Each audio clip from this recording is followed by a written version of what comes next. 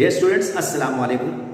आज हम डिस्कस करेंगे कि लेटर कितने टाइप्स के होते हैं और उसके पार्ट्स कौन कौन से होते हैं। लेटर टू टाइप्स के होते हैं, formal letters, informal letters. Formal letters कौन से होते हैं? जो आप किसी हाई अथॉरिटी को लिखते हैं, अननोन पर्सन्स को लिखते हैं, किसी मैनेजर को लिखते हैं, डायरेक्ट लिखते हैं किसी को, ठीक है, वो कहलाते हैं फॉर्मल लेटर्स। इनफॉर्मल लेटर्स अपने दोस्तों को लिखते हैं, पेरेंट्स को लिखते हैं, सिबलिंग्स को, बहन भाइयों को लिखते हैं, तो उनको कहते हैं इनफॉर्मल लेटर्स।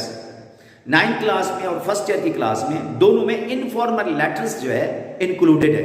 तो parts of a letter, there are 5 parts of a letter, formal informal letter, 5 parts of informal letter.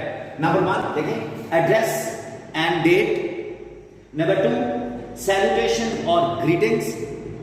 Number 3, body of letter, subscription और क्लोजिंग और सिग्नेचर।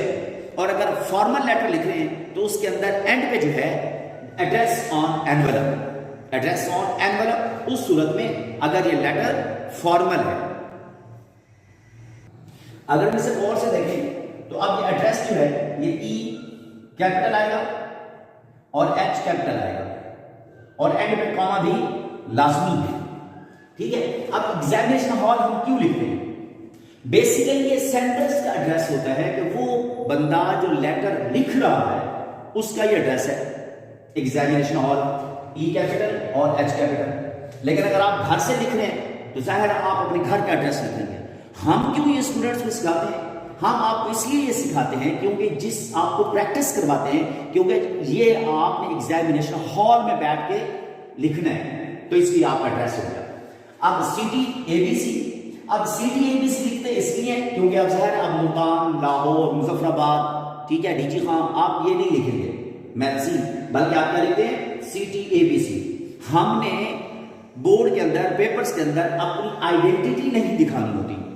अब इसको लिखने का तरीका ये है कि सिटी, उसके बाद आप ये कॉलम लगाएं, ऊपर नीचे 2 डॉट्स, उसके बाद ए बी सी कैपिटल लिखेंगे, लेकिन इसके साथ जो डॉट है ये ऑप्शनल है, आप लगाएं तो भी ठीक है, ना लगाएं तो भी ठीक है।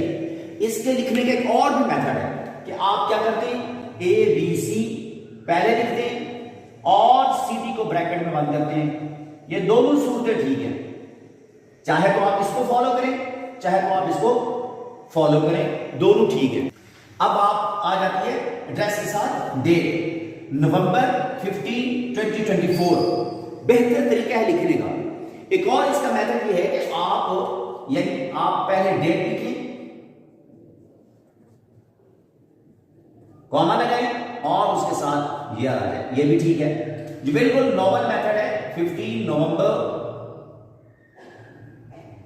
और 2024, ये तीनों तरीके ठीक हैं। इसको फॉलो करें, कम से कम मिस्टेक होने के चांसेस है, तो इसलिए इसको फॉलो करें। आप पहले क्या लिखते हैं? मंथ, डेट, कॉमा और ईयर। अच्छा, ये बात भी गौर तलब है कि जिस दिन आप ये लिख रहे हैं उसी दिन की डेट आप लिखें, फर्जी डेट डालने की जरूरत नहीं है। Next, salutation. अब इस सैल्यूटेशन में देखिए लिखने का तरीका, माय डियर सिस्टर। अब आप सिस्टर को लिख रहे हैं तो सिस्टर एस कैपिटल डालें, अगर भाई को लिख रहे हैं तो ब्रदर बी कैपिटल डालें, मदर को लिख रहे हैं तो एम कैपिटल डालें। याद रहेगा लेकिन ये डेयर का डी क्या होगा? स्मॉल होगा, और उसके बाद कॉमा भी लाजमी लगाना है। अच्छा, दूसरी सूरत ये हो सकती है कि आप माय नहीं लिख रहे हैं तो आप क्या लिखते हैं? Dear brother, dear sister, dear mother, lovely mother. ये दूसरा तरीका इसका ये है।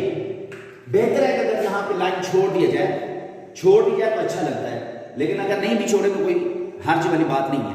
सैल्यूटेशन के बाद आए बॉडी ऑफ लेटर, वो मुद्दा जो आपने लिखना है जिसके ऊपर आप लेटर लिख रहे हैं।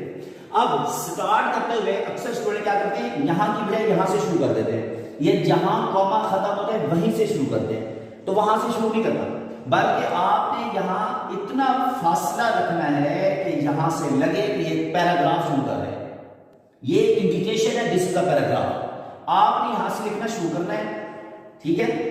जो भी आप लिखें कि I received your letter yesterday, I was very busy, I couldn't reply you, I found, जो भी आप उसके स्टार्टिंग लिखते हैं वो लिखें। उसके बाद जैसे ये खत्म हो, अब आपने इब्तदाई दुआ सलाम कर लिया, ठीक है। उसके बाद अब आपने लिखना है इसके अंदर, यहां से जिस चीज के बारे में आप लिख रहे हैं, ठीक है, भाई को एडवाइस कर रहे हैं कि पढ़े, साइंस सब्जेक्ट चूज करे, दोस्त को अगर लिख रहे हैं कि वो क्या करें, थैंकिंग लेटर लिख रहे हैं, तो यहां अब आपने वो बात लिखनी है दूसरे पैराग्राफ के अंदर, और याद रहे कि स्टार्टिंग फिर वही होगी, ठीक है।